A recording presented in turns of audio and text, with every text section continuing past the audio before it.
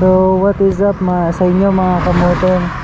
So andito tayo sa Bani, papunta tayo ng Bulinaw. Ang gagawin natin na is engine brake check, no? Dito tayo sa daan. Medyo lobat na naman ang ating GoPro. Why are you crying? Kaya na yun lang nag-video ulit. So paalis na tayo. Please don't forget to like and subscribe, no? Before kayo mag-start manood. Joke lang. For now, enjoy the view na lang muna kasi mamaya pa namin ito yung engine check pag pauwi. Medyo pataas pa kasi ito eh.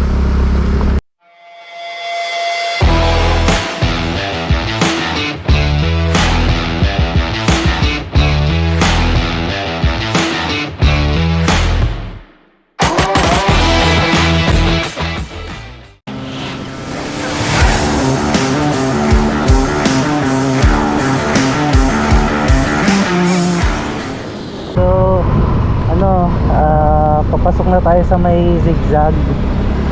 Ito na yung pataas na bed. Pala kasama ko ang aking wifey, aking OBR.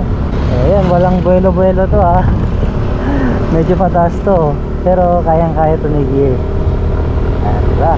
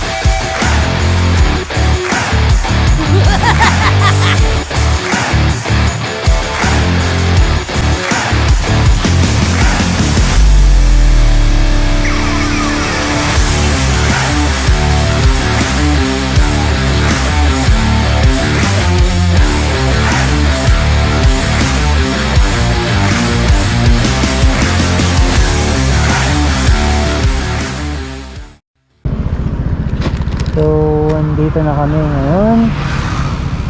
Ayun, may sign na papuntang Camp Puor. So dito kami sa barangay Kabuyaw. Ayun, medyo nagpas na kami. Ayan. This way, Camp Puor. May sign naman siya. So before yung checkpoint, ayun, may checkpoint doon. Yan, dyan yung Camp Puor. Sabi ko sa'yo, may sign yan eh. Ito ang papasukan. Ako, diba? Kasagak si Blacky. Dito maganda yung SkyDrive crossover, yung mga ganito. Paano masabi?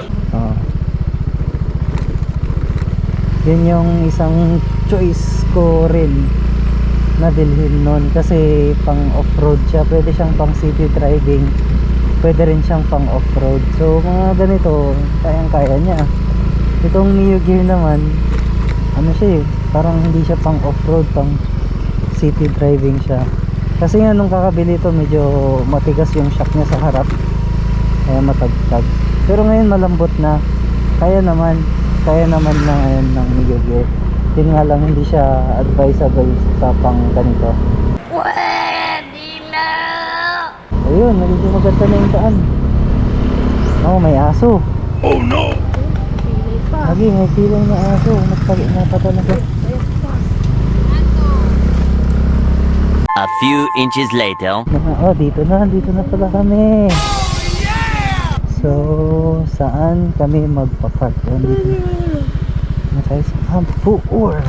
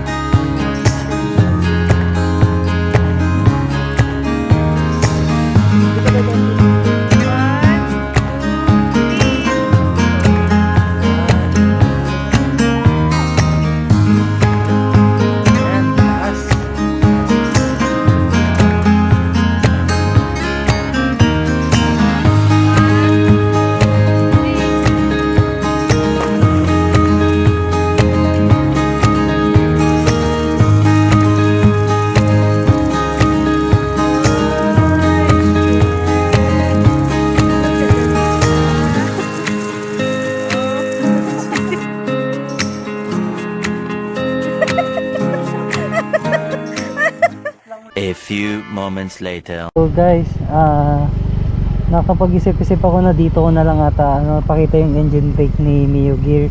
Kasi maraming sasakyan mamaya dun eh. So dito wala pa masyadong sasakyan. So ayun, tignan nyo na lang. Tigayin ko siya hanggang 40.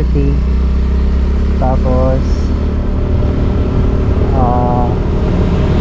bitaw. Medyo hindi to pataga, medyo pababa ng konti. Ayan. So yun. Ito sa patag na to, patag.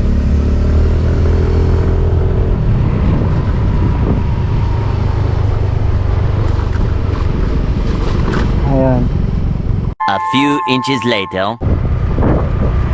Ano yung engine brake niya? Ayan, hindi ako nagbe-brake yan ha. Yan, engine brake yan.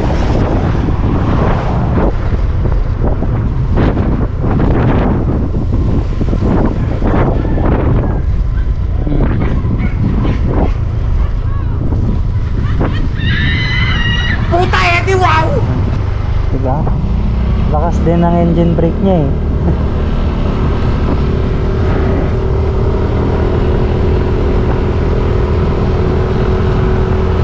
So, ito, isa pa. Pababa to.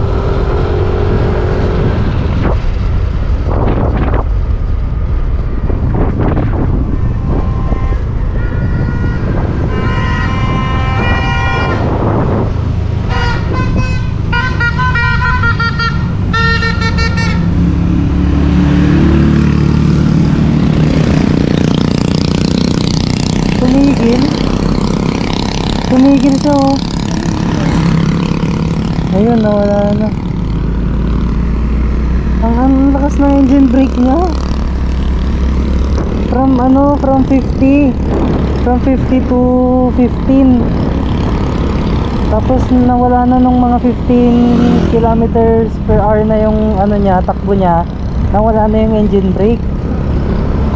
Galing ah. Ganda pa lang, ganda ng nito. Sabi ko, ang ganda ng engine brake. Maganda talaga. Yeah, boy. Dalawang beses ko lang pinakita.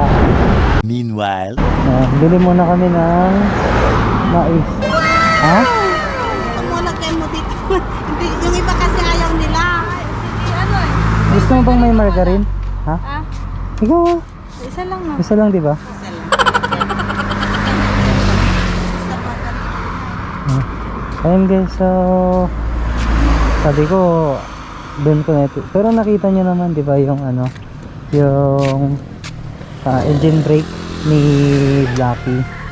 So ganun, from binire ko siya hanggang 50, tapos biglang downhill, tapos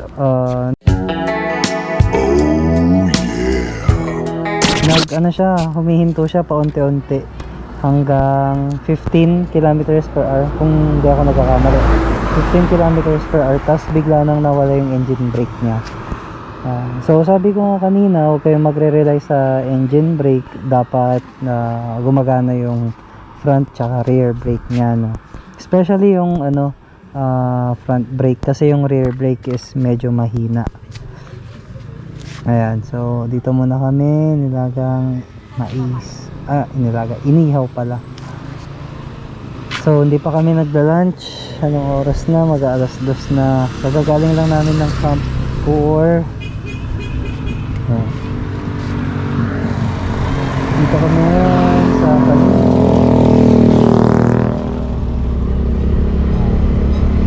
So dito na nga po magtatapos ang ating video. Salamat sa panonood. Please like, share, and subscribe na rin for more updates about kay Mio Gear, about kay Blacky, no? So once again, salamat sa panonood, and see you sa next ride. Bye ka na, Dad. Bye! Please like and subscribe.